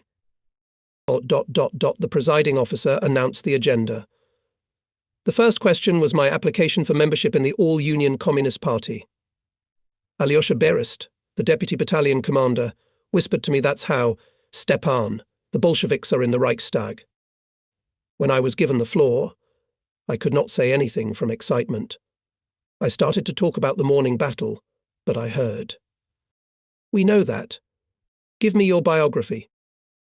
In a minute I gave the whole biography. Then my recommenders came forward: Alyosha Berest, Kuzma Gusov, the regiment's Partorg Yakov Petrovich Krylov. All voted unanimously. for me and for other soldiers of the battalion. Since then, my party experienced the same age as the victory. The result of the battles was summarized in a combat report of the command of our division to General Perevetkin. Everything around was singing and rejoicing. It seemed that the main nature itself welcomed the great triumph of light and justice over the dark forces of the Brown Plague. Soviet soldiers threw their caps in the air and shouted hurrah.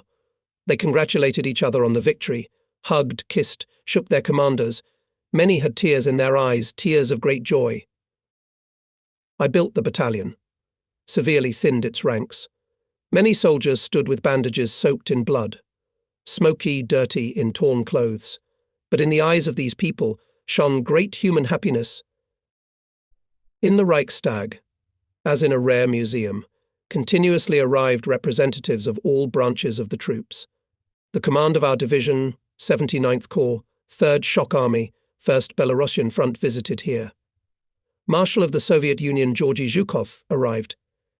With him a member of the Military Council of the Front, Lieutenant General Konstantin Fedorovich Telegin.